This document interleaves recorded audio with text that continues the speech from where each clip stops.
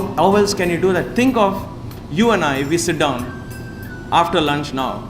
If I say let's watch a movie, you say excited. Okay, let's watch a movie.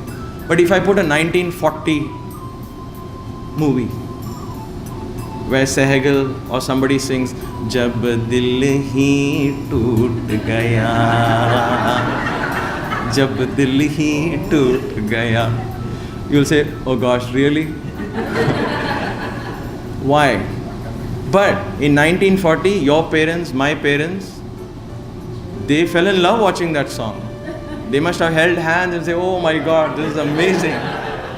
And you'd wonder, seriously, this? How did that happen?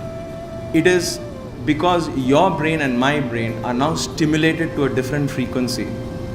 We are stimulating ourselves. When our TV, watch the TV, mute it, okay? When the ads come especially, mute the TV and watch how fast the screen is changing. Less than 3 seconds, 4 seconds, it changes.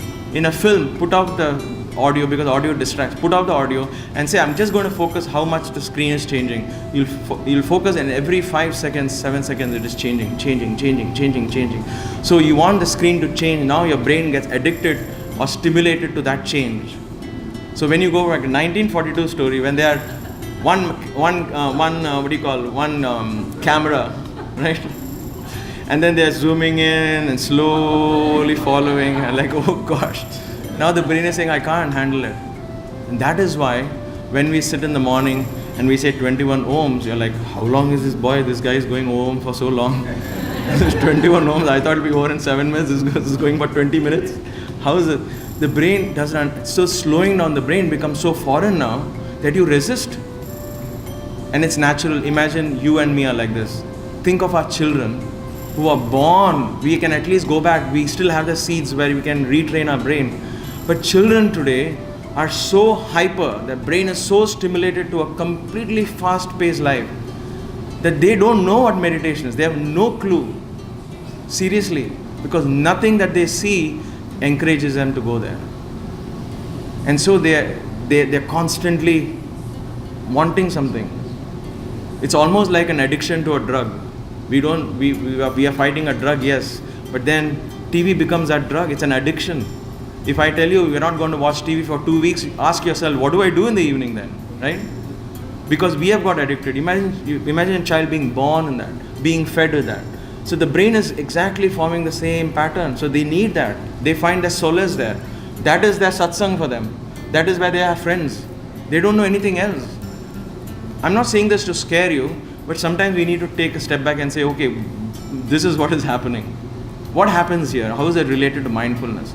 Here, the who am I concept becomes important. And why we become so far away is because of all this external stimuli constantly feeding at a conscious level and subconscious level.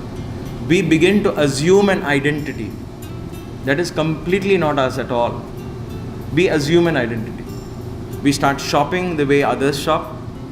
We start dressing the way everybody else dresses. We all know that, right? If I wear something, hey, this is not in fashion today. What is this?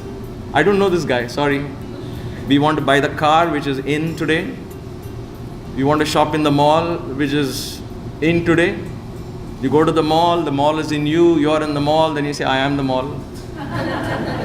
We want realization, enlightenment. We buy something, we look at what others are rating, how they are rating. Movies we decide to like because others have liked it.